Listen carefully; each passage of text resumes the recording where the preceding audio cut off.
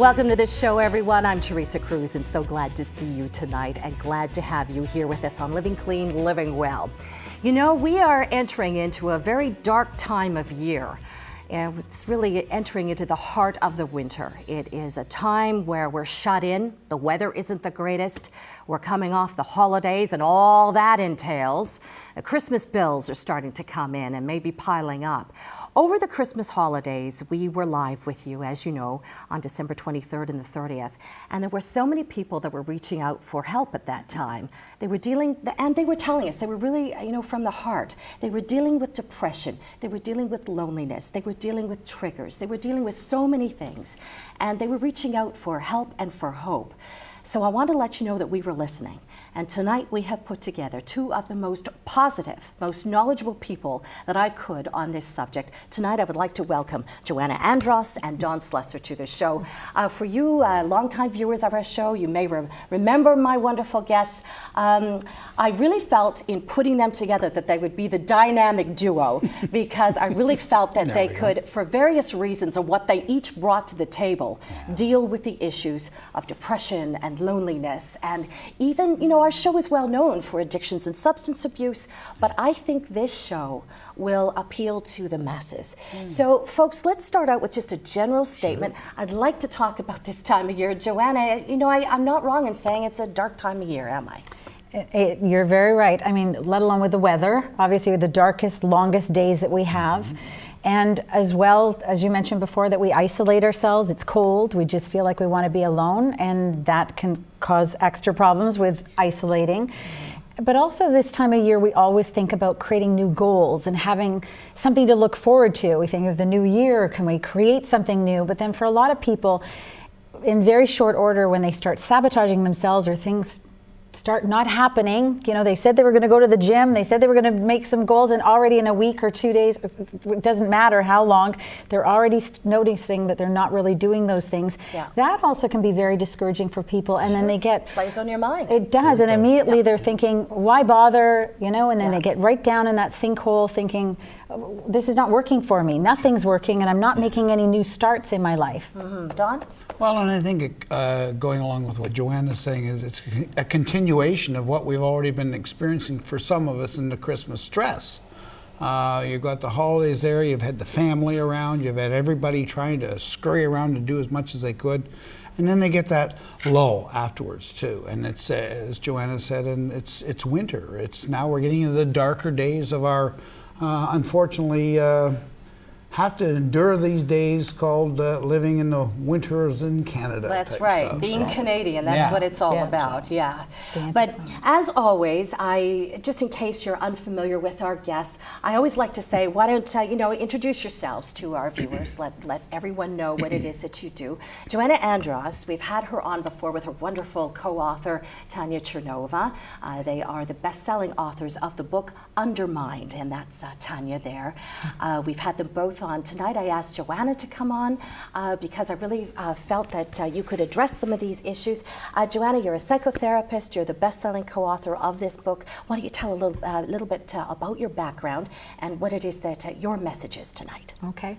Well, in my background, there's been addiction in my family as well, and so growing up as the firstborn of 4 kids and being the one who's always responsible or a control freak and codependent and taking care of everybody. I love your honesty. Yeah, very honest. There are a lot of things. And so that really brought me to a place of needing to work on my inner problems and the things that have really been affecting me and that have affected my life. And so it really was always wanting to help other people. That was a way to escape me, put all the focus on everybody else. But then when I realized eventually in my life that I really needed to focus on me and start healing me and my pain, my hurt, and the things that I had made up in my life that had really, really carved me out to who I am, but also made a lot of rules about myself that really didn't have to be anymore. I could create a whole new me by actually working on myself. So that's why I got into the therapy industry and really worked on myself first, healing myself, and then wanted to really help other people. And so this book has really been a culmination of a lot of our therapy and the work that Tanya and I have been doing to help people with the whole mindset and how your belief systems really play a part in your life and can sabotage your life and hurt you in so many different ways, but how there is hope. And there is a way we can really work on the deeper wounds and we can heal ourselves. Yeah, and rewire the brain, which we'll be getting Absolutely. into. Yeah, that's Exciting. always fascinated me with your work with that. Now, Dawn Slessor, of course, a longtime friend and regular of our show. Always great to see you, Dawn. Thank you. Don is a therapist. He is a specialist in addiction studies. So why don't you tell us a little bit about your background, Dawn, and what it is that you do? Sure. I'm actually quite keen to maybe be rewired here. I've always been told I might not have a few screws tight in the head because of my addictions issues. Many years ago, I had a problem with prescription drug abuse and alcohol dependency, and it got to a stage where it became a pretty dark day in my existence too. And went through a self-assessment, I guess is the right way to look at things, and I went through proper educational things. Went through George Brown and became a human services counselor and life skills coach, and went through and worked with Bellwoods as a treatment center for 7 years as one of their clinical team members, and became very passionate about addictions. Actually, Joanna and I were talking before the start of the show how one of the first initial stages of trying to get well is to get yourself off of whatever this hideous nightmare is, whether it's alcohol or drug dependency. And I worked for 2 years as a detoxification counselor at 16 Ossington. And that's where you see the starting point of a lot of times for people to change and get a recovery, and hope and goals going on is what we're saying. I love the psychotherapy analogy of getting well because it all starts with how we think and then how we feel and how we change our behavior. So I think Joanna and I will have a lot of hopefully positive things we can share with our listeners. We're looking forward to your calls. It's everybody has to look at today as the first day for the rest of your life, and as much as we don't want to look at that, and as down as it may be some days for us to sit here in such awful stuck points called living, there are reasons and ways of getting ourselves out of that. And I think, as Joanna's already said with her book, I'm actually going to look into it here after the show. I'm very keen to see a different perspective of and it's always good to learn more too. So I hope our And that's why we're here. So between Dawn and Joanna, I think we've got this issue covered tonight. And the third point, a part of this equation, is you. Sure. I'm going to open up the toll-free lines now. So give us a call. Sometimes we get backed up towards the end of the show, so don't be afraid. Pick up that phone. I know that we had so many phone calls over the course of the holiday season of where people were dealing with depression and loneliness. So we took a look at this show, and I said, this is a show that we really need to deal with, the subject of depression, loneliness, triggers, that sort of thing. Yeah. So we are here tonight for you. Pick up that phone if you're struggling, even without an addictions or substance abuse. We've got it covered here tonight. Yeah. So folks, I've always said, it's a safe haven. We're a safe haven for you to call in. We are a forum. What has worked for you as you get through the winter blahs and everything associated with it. So let's, as we start off here, let's talk a little bit about depression and how to recognize it. So I guess some of the things, maybe sleeping too much. We would see that. You can't concentrate. Be focused. You feel hopeless and helpless. Dawn, what are some of the things that you've noticed over the course of your work in some of the signs of depression? The signs and symptoms, as you were just sharing there, are very, a lot of times you can get stuck in a routine which is not have any positive outcomes. It's that negative self-talk. I give up. I don't want to look towards the positives of anything. And eating too much is sometimes you're sitting around and just waiting for the day to go by, and the day doesn't go by because you're thinking too much too. And sometimes we just need to give ourselves a break. And I think the word gratitude is something I've always wanted to, I have a little story. Like I have a sister, unfortunately, in Bonnie Gay, I think I was going to watch tonight too. She's fell when she was 2 years of age, cracked her head, went into a coma, and has never spoke a word in her life. But I was up there to see her just a couple days ago, and even though her reality's changed because she can't speak in that, she seems happy. And you know, I'm not saying that that's an equation of depression, but our reality is what we make it. And I guess we're so very fortunate many times to have things that we can do to get ourselves out of certain things instead of example points such as my sister, unfortunately, and others people that have addictions that cannot chronically stop using. You got to reach out and ask for help. And I think with Joanna, she's shown me some pretty good skill sets here that she can, you know, unlock some of those doors within the mind, and help out that way. But as you were saying, Theresa, like some of the symptoms, and as you'd mentioned as well, so you were saying eating too much, and some could even be not eating. So it can also be the other way, and as you're saying, sleeping too much or not being able to sleep. And also, of course, if it gets to the point where there's suicidal thoughts, or you're feeling you really want to end it, that there is no hope, and you just can't go on, or tasks where they were easy before, and all of a sudden now it's difficult. You can't, you know, get through your day. These are symptoms that you really want to make sure that you're talking to a doctor about those things. First of all, no matter what, not to let that slip, because that's what can happen. You just, you know, with all of us, we can have a bad day, or we can even have a bit of time that is bad, and we just feel sad for a little while. But that's where, if we don't notice where it's just creeping on and it just keeps going on for long periods of time and we're not coming out of it, that becomes the danger. And I like, be aware of that. And I liked what you said there, Joanna, with regards to the rut is there. We need to look at it. We've got to find some way of getting out of it. But if it becomes too much of an issue where we got to have a doctor involved, sometimes clinical depression is something that is very severe and needs a physicianal point of view and assistance towards the process of getting back into the light of life. Let's call it, I guess, the light of life. Oh, I like that. So folks, are we speaking to you? Are we speaking to some of your family members? We are here. You are watching Living Clean, Living Well. I'm going to take my first break, but when we come back, more from Dawn and Joanna and your phone calls. We'll be right back.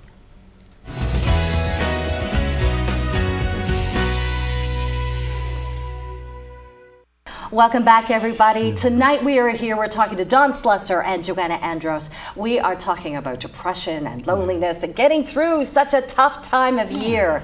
So we're here to take your phone calls. We're going to open up those toll-free lines. Let's go to line 1, and Mary's calling in from Toronto tonight. Hi there, Mary. Welcome to the show.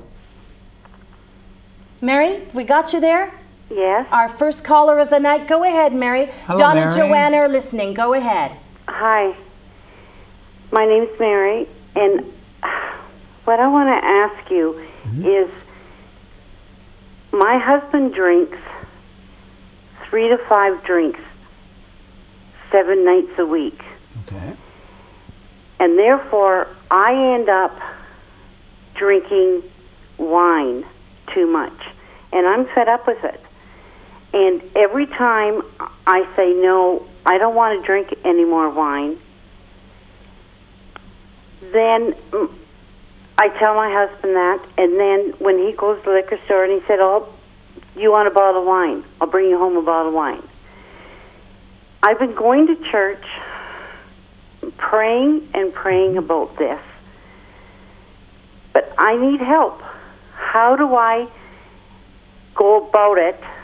And he will not come to church with me. Okay. But how do I go about it to say, no, stop? And how do I get him to stop? Good question, Mary. Go ahead, Dawn. Well, I was going to say, Mary, first of all, I don't know how you can encourage your spouse to maybe look at another way of doing things in your relationship other than drinking. If he's drinking 3 or 4 or 5 drinks a night, there could be a dependency issue there. To you and your choice, I think that you need to, and I say this from my heart to you, you need to pretty well just say, I'm choosing not to drink tonight, dear, and no, I don't want you to get me some wine. Whether he goes to church or not with you or not, that's something that you can still use as your powerful energy to make your decision or your conviction that much stronger, and maybe he might change because of that.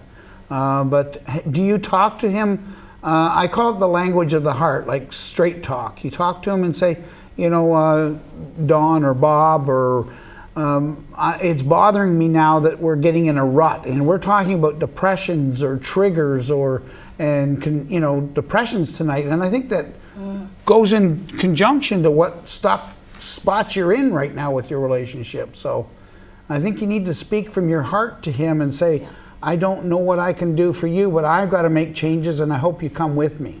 Joanna, your thoughts? Yeah, my thoughts, Mary, this is about your journey. This is about you now making the choices, and it's so good. Congratulations that you have actually said enough. Yep. You want something to change in your life, and that's the most important step right there. Yep. So now you need to fortify yourself. Your husband probably wants, we all know with alcoholism, a lot of people feel guilty when they're drinking a lot, and so he would like you to drink because he wants company. Yeah. He wants to have, camaraderie. He wants to not be the only person doing this. He needs you to be doing it.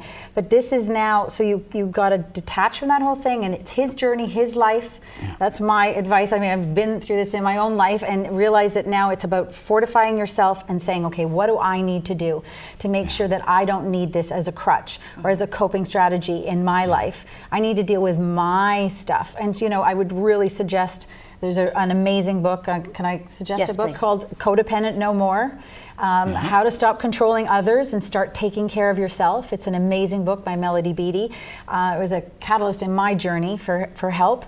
And it really will give you the information that you need so that you can detach in love, so that you can truly start taking care of yourself.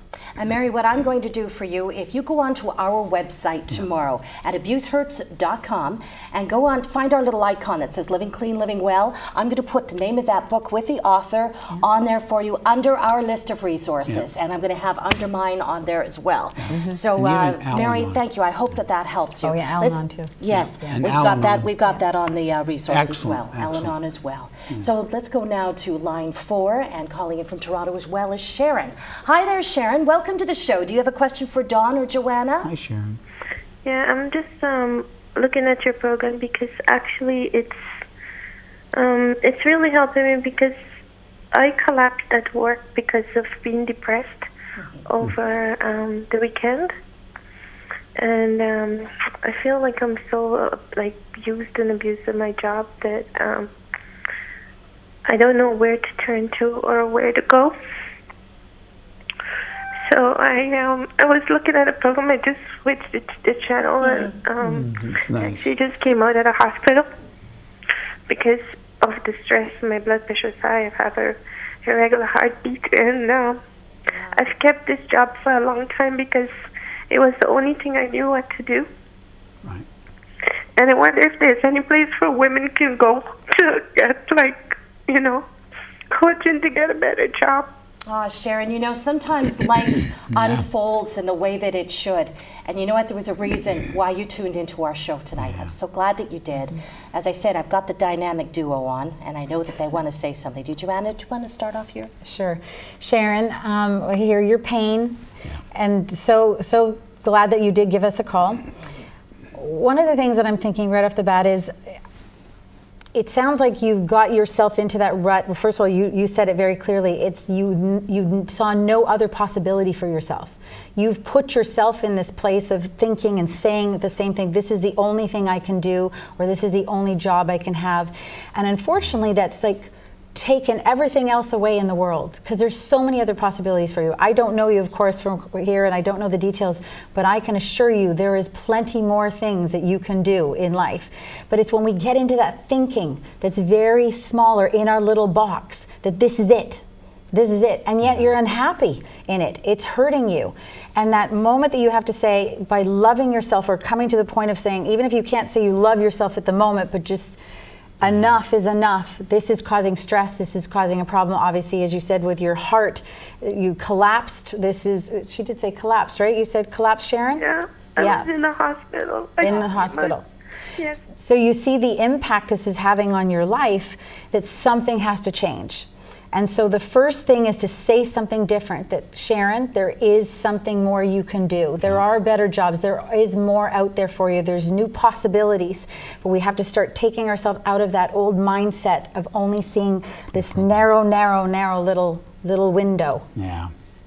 Dawn, is there a chance that sometimes you could become maybe even addicted to your job and not being able to find that way out? Well, that's a very good question, because we become creatures of habit, I guess, and we don't sometimes realize the true value of us as a human being. And I think we need to take time just for us. Your work is so many hours a day, but unfortunately a lot of times people take their work home, or they're worried about job security, or they're worried about what people think about them in their job. As Joanna was saying, this is a good time you've called just to start taking care of you. It's easier said than done sometimes, but you're going to have, when you talk about the emotional state that you're in right now and all this, you're so tired and drained out, you need to take a break to get some sleep. And if you can't get some sleep, I don't know what you're at the hospital, what they gave you as a resource, but there's resources that are out there. CCAA is an excellent resource, and I think, Joanna, you have some others that would possibly be there to help out too. Do you? Well, I mean, I know that our book would really help. I was just going to say, let me do this for you. Sharon, I'm going to have this book for you on our resources page on Living Clean, Living Well. We're under our website of abusehurt.com. It's called UnderMind. It's written by Joanna Andros, who's on the show tonight, and her co-author, Tanya Chernova. And just a fabulous book, really. Joanna, you want to tell her what it is that she could find out in this book that might help? Sure. Well, what's really wonderful about this is it really helps you understand how you get stuck in these ruts, and how from our past we've inherited these conversations that are maybe that I'm not good enough for something more that I want. Self-talk. Negative self-talk. I'm not lovable. I'm stupid. I'm not smart enough. And it gets us into these places, and then next thing you know, it becomes our perception of life, and then we go through life thinking this is the only way it is. And it continually proves to us, because that's what our brain does, it looks for proof. Oh, okay, see, I'm not smart enough, I can't do this, and it just keeps happening over and over again. And then next thing you know, you can't see your way out. But I promise you, if you take a look at this breakdown that you've had, is so that you can have a breakthrough. If you can look at that in a place of this is something positive. I've got to rock bottom now, and now I know there's nowhere else to go. I've got to look at myself. I've got to look at this pain. I've got to look at why I've put myself in this situation. And there is something. So the book is called UnderMind, and they can get it on your website? Absolutely. And stay determined too, Sharon. Yes. PNRT.ca, am I correct? Yes. We've got it on the screen for you tonight. Sharon, thank you so much for calling in tonight. I'm glad that you called in, and I'm glad that you found us. Let's go on to line 2 right now. Joanne's calling in from Ottawa, our nation's capital. Joanne, you're live on our show tonight. Thanks for calling in. Hi, is that me? Hello. Go ahead, Joanne. You're live. Joanne, okay. I'm calling regarding my son. He has a serious alcohol problem, an anger problem, does have a depression problem as well. And he has sought out help for his addiction issue, and he has sought out help for his mood problems. And now he doesn't believe that they can help, professionals can help him anymore. He has completely given up with that strategy. So is there anything I can do to, I think he's learned that he's learned from his father that professionals don't help. For me, I've gone to counselors for years because of many events that have happened in my life. He's also had some significant events that have happened in his life that can account for his anger, and the depression. What can I do to reinforce to try and get him to seek help again? Thank you, Joanne. Go ahead, Don. Well, if I may take the first part of this and say that encouragement is what you need to always give to your son, and I know you are right now. Part of the depression of alcohol is a depressive, and to become too dependent upon using of any substance gets to a stage where your moods and your anger and everything else become part of this process. But I too think that you need to reach out, or he needs to find a way to get himself back into his an action plan instead of saying this doesn't work, because that's the addiction actually speaking. Yeah. Sometimes we need to get a little bit more tenacious towards the way we're going to approach the next day we look at things. Self-help communities such as Alcoholics Anonymous, did he ever get a chance to go to treatment at all? Do you know that, or is it? He was going to a group. Okay. And that he didn't find that helpful at all for his alcohol. He attended 2 AA meetings. Mm-hmm. He needs to attend more of them. He needs to keep going to different ones, and I think, and I know my colleague Joanna has probably got something she can add to the mix of this with regards to changing of habits, changing of a routine, changing of something so it's a positive. There's so much negative self-talk that goes on with the addictive state of cravings and all that stuff. Even though he's sober, the routine of grandiosity, thinking of, oh, it was fun again. Well, it wasn't fun because you're always getting in trouble. So he needs to hear from other people that are on the same type of a journey, if that's of any. I think counseling is one avenue. And Joanna, what do you have to share? Go ahead. Okay. Well, I mean, there's so many different things coming to my mind, but one of them is that, first of all, for you, Joanne, sometimes we just have to let go and let them hit rock bottom. Because I know that when you say, what can I do to make them change? We know we can't do anything to make them change. And what's more important is that you are also taking care of yourself in the whole thing as well. It's also realizing, though, if he is depressed and sad, you know, there's something underneath. We know that alcohol is a coping strategy. It's a way to numb out. It's a way to take away the feelings. So, you know, my feeling is on this is that we need to get deeper into what is he angry about? What is he sad about? Where is the resentment coming from? If he doesn't deal with those things, and it is needed to be, you know, with one-on-one with a therapist, but there is a different kind of therapy that is out there now that is working on reprogramming the mind, and this is what we've talked about in the subconscious mind, where these beliefs are, because if you're not getting it at the subconscious level, it is very hard consciously to try and change just and keep pushing yourself. We want to be able to have it at a subconscious level where that is changed, and where his hurt is, and where his depression is, and the sadness. That is the stuff that needs to be dealt with. I know this book deals with that. It helps you identify where it is, where are the traumas, where are the decisions that you've made in your life that have been hurting you and paining you, so that we can at least know why we're numbing out, why we need those strategies. Joanne, thank you so much for calling in tonight. My guests on Living Clean, Living Well, Don Slessor and Joanna Andros. We have got phone calls like I have never seen before on this show, and I'm glad. When we come back, we're going to take phone calls from Burlington, Scarborough, Brantford, Barrie, and Spokane, Washington. Be patient, folks. We're going to get to you. If you have a question, pick up the phone. We are here tonight. Our next break here on Living Clean, Living Well, and we'll be right back.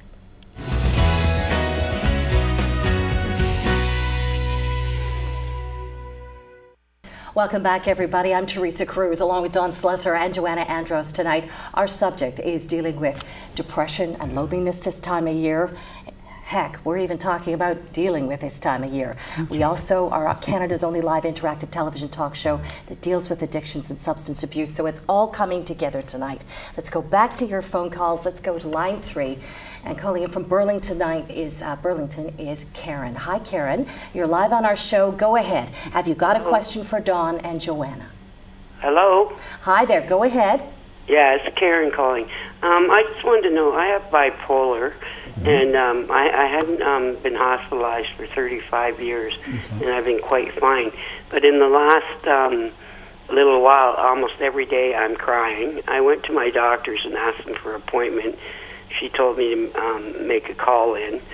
It's just I'm really having a difficult time, and last year I lost 3 people I know, and 2 I didn't get any closure on it. One was kind of, it was very difficult. We were really close, but her daughter just had a real difficult time, and she didn't include me in on the funeral or anything. It was really, really hard. So, but I've just, most of the time I'm okay, but I noticed at school, too, I had a hard time concentrating. So, because I'm bipolar, I don't like the idea of having to take any meds. I only take lithium, which I'm really lucky. That's all I have to take. And I've been in recovery for over 15 years. Oh, good for So I you. kind of find it difficult even asking for help. Yeah, you know, Karen, you've brought up a very good question that we were talking about, and you know, another way to look at it is homeopathic. Yeah. Joanna, go ahead. We were talking about homeopathic or natural supplements, and they really do help. And I know with even bipolar, a lot of different ailments or things that people are going through, things like inositol or 5-HTP, or there's different St. John's wort, different things. I mean, the naturopathic people or the health store professional usually know exactly what to put you on, but some of those things can be just like a lead-in. If you don't want to go that route right away to the doctor, at least there's something that's taking off the edge. And what I'm hearing is that you've had some triggers, obviously some disappointments that have happened in the last year. So just understanding as well that we all as human beings can have these triggers that can throw us into a depression or sadness or some difficult feelings that you may be processing. So to talk to somebody is really important, but also to really be listening to your body. Do you need something extra, even if it isn't just the drug route yet, just to have that little bit extra in the natural supplement? Don, I know you've got big thoughts on this because you were dealing with that as well. You had some recent surgery. Yeah. You didn't want to go on the meds. That's true. So go ahead. Well, and I, first of all, I'd like to say, Karen, you're very insightful, and I think you need to be hearing those positive words about 15 years of your own recovery. And, you know, bipolar is a part of life for so many people. And, you know, we're talking about depression tonight and that, you know, and, you know, manic depression is also another word for bipolar disorder. And you seem to be able to handle your thought patterns enough, but, you know, there's still closure issues here. You talk about the loss of some very close friends of your past and not maybe being included. I think it's still smart that you do check in with your physician and your own doctor. I like what Joanna's saying in regards to getting some maybe alternative ideas from the homeopathic nature's, you know, there's naturopathic type avenues have got some very good insights that are very positive, cheaper resources to look at. But I think your emotions are what you have to get a little bit more support from maybe a good friend and have a coffee and talk some more. And because your recovery's already there, you don't sound like you're going to relapse because you're going through this awful, maybe just a bump in the road. Let's call it that for what it matters. It's almost like just processing some of these emotions that you have gone through, and maybe you've just been holding on to them. Sorry, you've made the call stuffing too. them down. You know, to make this call is showing that you've got a good focus. So, dedicated listener is really important to have a really good friend or somebody who will listen. Yeah. Great insight, thank you.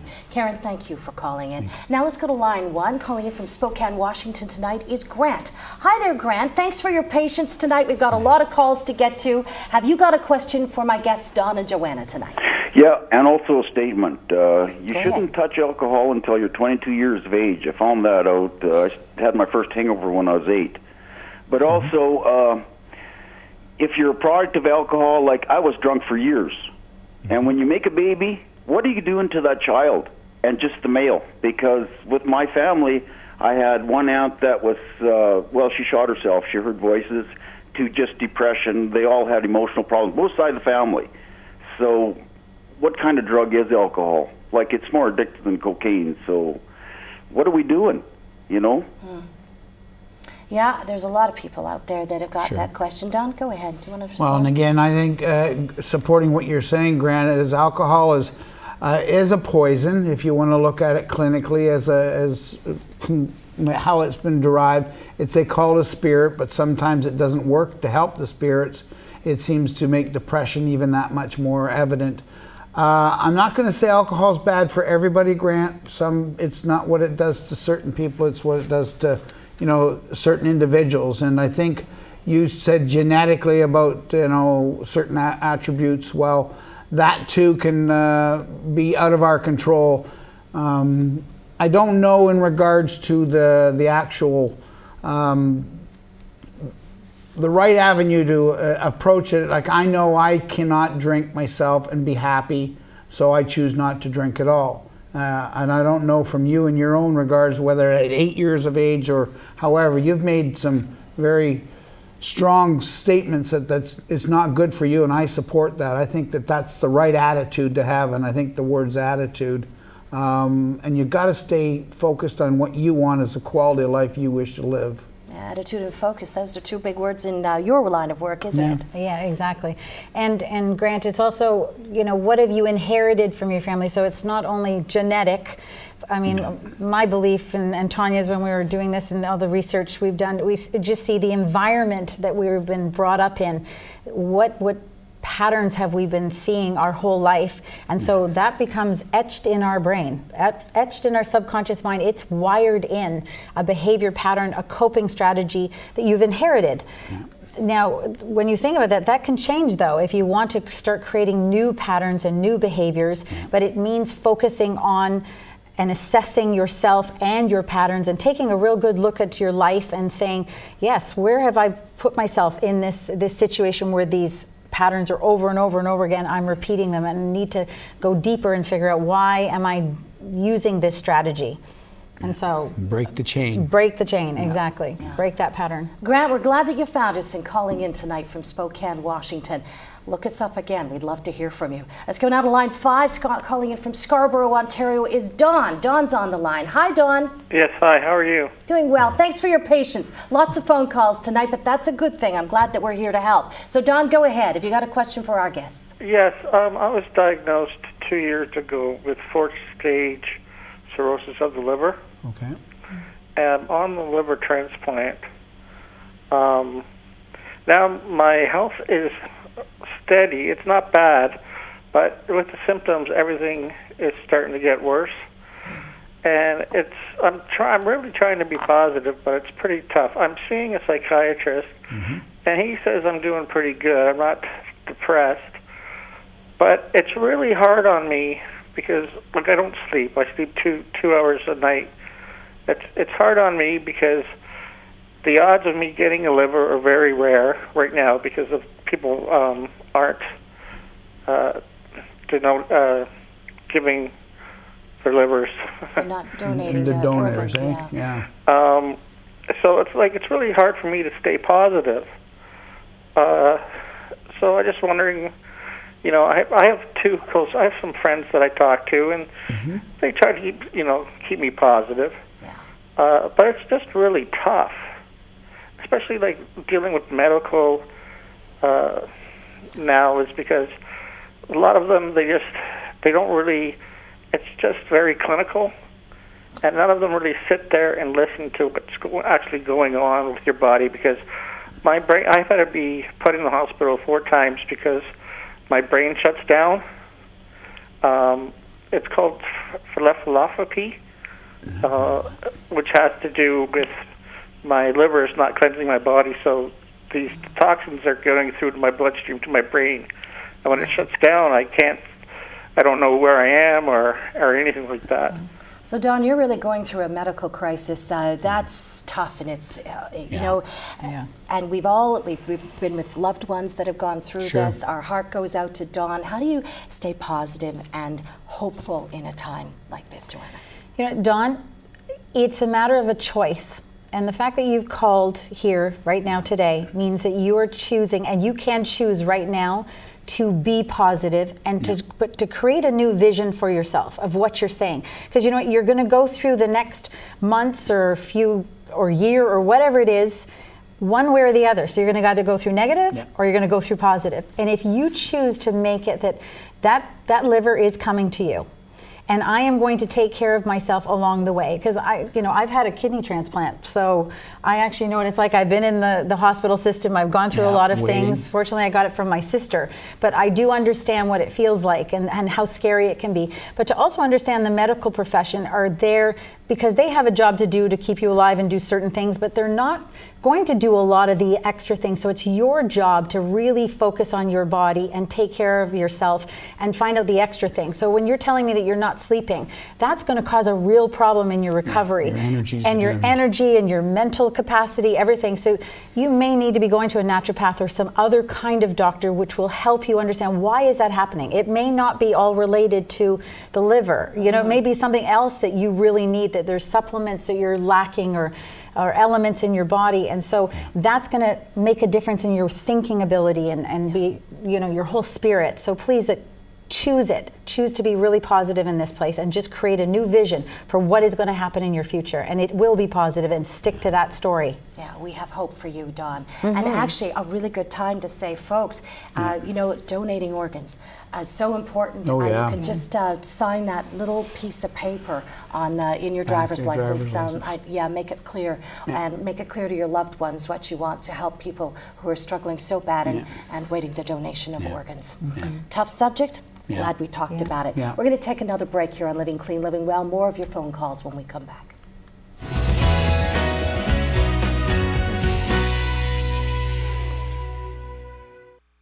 Welcome back. Right back to our phone lines here on Living Clean, Living Well. Let's go to line 4, and calling from Brantford tonight is Pat. Hi there, Pat. Go ahead. Dawn and Joanna are listening right now. Yes, hello. Hello. Hello there, Pat. Go ahead.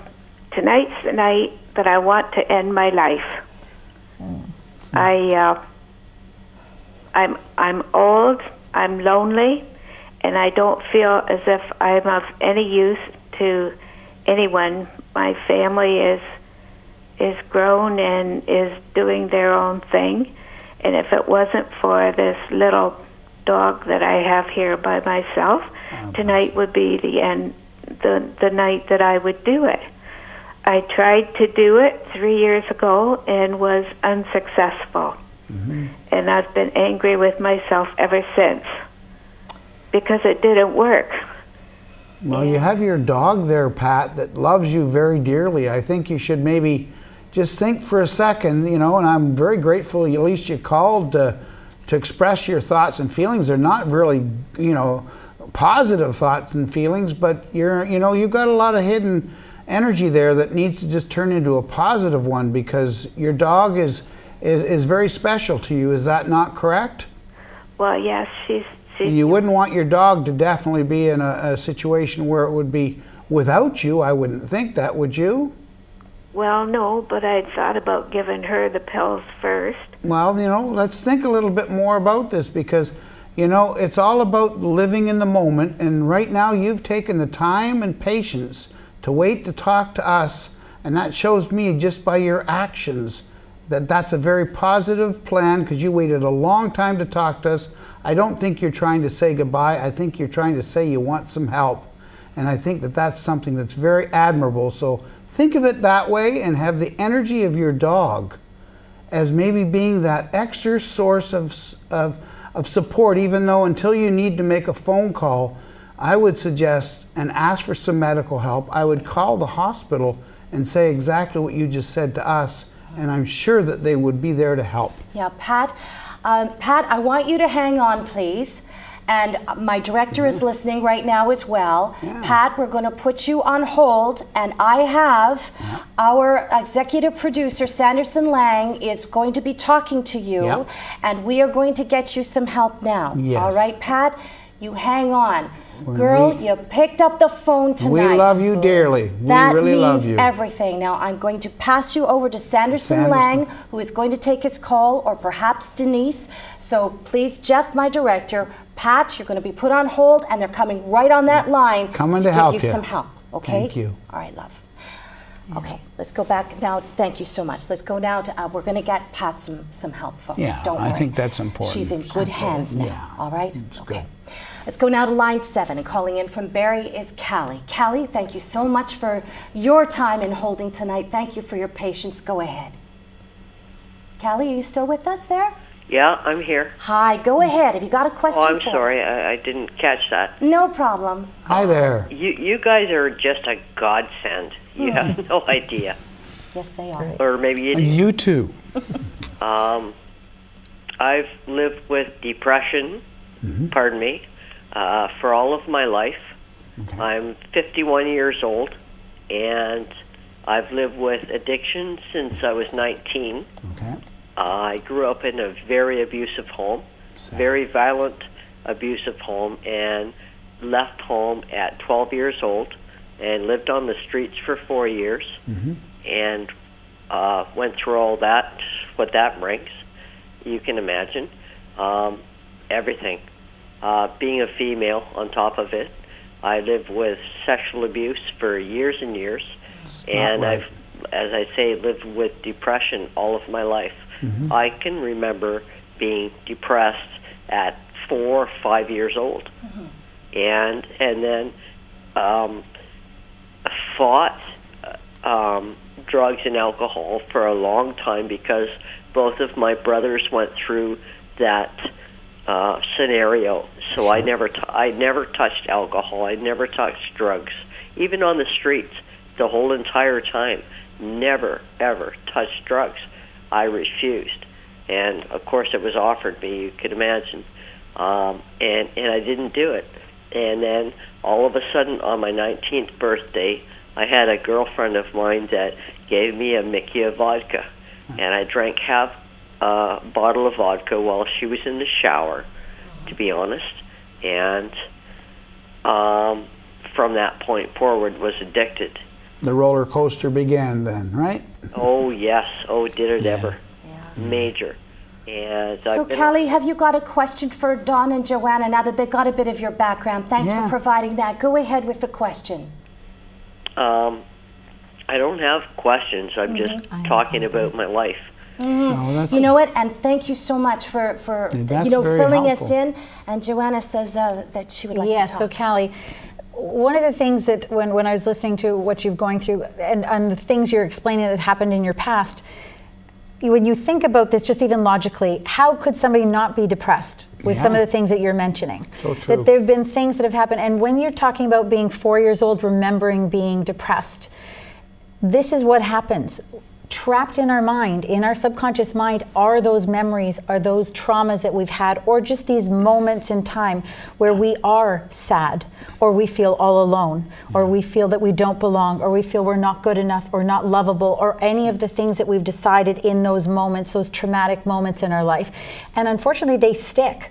It sticks, and that wiring stays in there, and it plays out that story, and then we continue to have that experience over and over again because that's what we believe, that we're sad or we're alone, and then we continue to prove these things more and more in our life. So you getting to the age of 51 where this has all happened to you is very logical, because it's like if without doing any work to heal that 4-year-old, and I can assure you there will be a 4-year-old in there and a 5-year-old and a 6-year-old who probably does feel very sad and alone and all of those things. Without healing that, this is where the depression continues. And that's why the new kind of therapy that we really need to be dealing with is that inner child work, where we're actually going to that place and healing that sadness. And I can assure you that it does make a difference then for the people that we work with when we deal with that trauma there, not just talking about it consciously, but literally rewiring it in the subconscious mind. It makes a difference for our future. It literally takes it out of the way so that we can truly go forward in life feeling like I'm not sad anymore. It's like not that little boy stuck somewhere in this sad moment. Now, there are many layers that we have to go through, as we know, but it is important to get to therapy. So by just saying there's no answer, it's not the truth. There are answers. Yeah. And it is about dealing with the emotions, though. It is, you have to get to the sadness. You have to uncover it. And I have to also add to that is that if you are using alcohol as a dependency, or you are addicted to alcohol or some substance, you need to get help to get off that, just so you can make it possible for what Joanna just said, to be available to be there, to be able to get to the inner child. Right, because that's just the coping strategy. Yeah. You have to try and numb that out. Yeah. Yes. They say alcohol is but a mere symptom of our real issues, and I think that's a great example there. Absolutely. Callie, thank you so much for reaching out tonight. Yeah, thank you for sharing your story. Yeah. And you know what? I think that you are going to be a great a great motivational spirit for many people who, here you are sharing your story, and now other people, perhaps maybe they're sitting at home tonight and they listen to you and what you've overcome in your life. That's a big thing as well. And there's still hope to be able to change and start fresh tomorrow. Absolutely. I've been touched truly by all the phone calls that we've had this evening. You just said, starting on that day one and getting going. What's the key, though? Trying to dig yourself out of a rut and learning to cope with what's in front of us. It was funny because we talked earlier before, is sometimes you have to have a crisis or pain to be there to start that determination. I'm going to go to war. I don't want to feel this way anymore. I'm so sick and tired of being this way. And you know what? I think each and every one of us are given this gift that we can change if we get determined enough and want to change. Sometimes it's not that easy, and I think we all agree, and you need the outside help or detoxification, treatment centers. We got Renaissance, we got New Awakenings as sponsors here. There are lots of areas that you can go and get yourself that starting point again. But I also have to support exactly what my colleague here is saying. Once you get yourself stabilized, then you really got to get determined and want to get to find out what the root of why I'm depressed, why I'm lonely, why am I being triggered to go back and relapse. Sometimes relapse is part of the process of recovery. And I think that that's something that if we realize that, then it doesn't feel like we're failing. We're just still being determined. We're going to take our final break here on Living Clean, Living Well, but we are not done yet, folks. When we come back, we have some final thoughts here on the show. And, I want to say thank you to all of you who called in, to those that we couldn't get on the show. We will talk to you next week, but stand by. We're going to be back right after this break.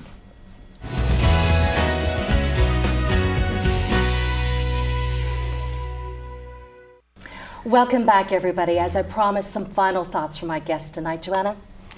My final thought is just to make sure that to just know that you don't have to be the sadness, the depression.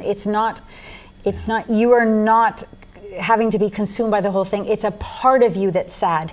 It's a part of you that needs to be dealt with, a part of you that's yelling out, calling out for you to listen and pay attention inside. So please listen to that inner chatter, listen to that voice. I know it sounds awful and ugly sometimes, but it is telling you, it's screaming at you sometimes, it needs to be healed.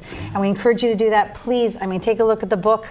It really will make a difference in that area of your life. It will help you and it'll dig in those areas. Done. Okay, well, thank you very much for all the time that everybody's been on the phone with us, but for more so than anything, when you're dealing with sometimes addictions with as negative and destructive energies, you need to find the positive and creative energies, and that's the spirit of life. So let's look for the spirit of life, and thanks for calling. So everyone, there is hope out there. Thank you for tuning in tonight. We'll see you again next week.